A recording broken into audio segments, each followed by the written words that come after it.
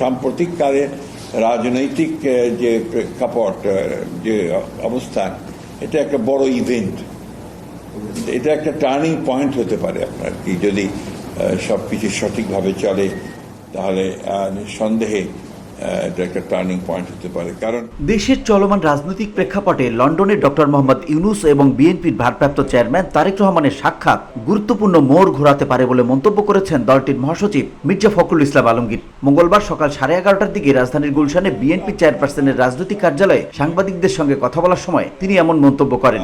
প্রধান উপদেষ্টা লন্ডনে যাবেন সিদ্ধান্ত হয়েছে, তখন থেকেই মোটামুটি আপনার একটু আলোচনা হচ্ছিল যে সেখানে যেহেতু আমাদের দলের ভারপ্রাপ্ত চেয়ারম্যান মহোদয় আছেন, সেখানে একটা সাক্ষাৎকার হতে পারে।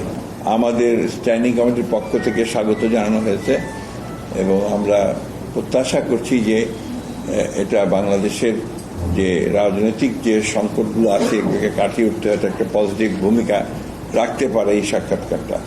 সাক্ষাৎ প্রসঙ্গে ফখরুল বলেন, বর্তমান রাজনৈতিক বাস্তবতায় এটি একটি গুরুত্বপূর্ণ ঘটনা। রাজনৈতিক ঘটনা প্রবাহের দিক থেকে এটা সম্ভাব্য এক টার্নিং পয়েন্ট। যদি সকল কিছু ঠিকঠাকভাবে এগোয় তাহলে এটি নিঃসন্দেহে দিক পরিবর্তনের এক বড় ধাপ হতে পারে।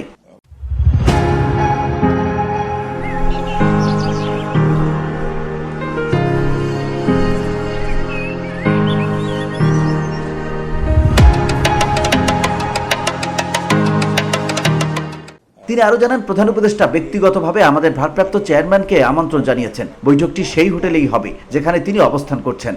বর্তমান যে সরকারের প্রধান উপদেষ্টা প্রফেসর ডক্টর ইউনূস, তিনি দেখা করবেন আমাদের দলের ভারপ্রাপ্ত চেয়ারম্যান, যিনি দল চালাচ্ছেন দীর্ঘদিন ধরে এবং রাজনীতিতে প্রধান কেন্দ্রবিন্দু হয়ে আছেন বাংলাদেশে, এবং এই আপনার আমাদের ছাত্র জনতার অভ্যুত্থানের মধ্যে একটা প্রধান ভূমিকা পালন করেছেন।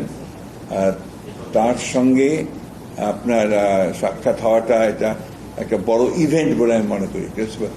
মেজর পলিটিক্যাল ইভেন্ট, এবং আমার মনে হয় যে এখন এই সময়ের মধ্যে এটা সবচেয়ে ইম্পর্টেন্ট ইভেন্ট।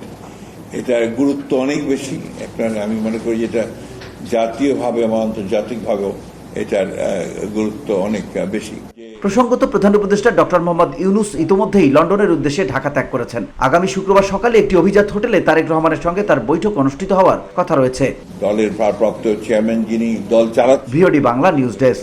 রাজনীতিতে প্রধান কেন্দ্রবিন্দু হয়ে আছেন বাংলাদেশে।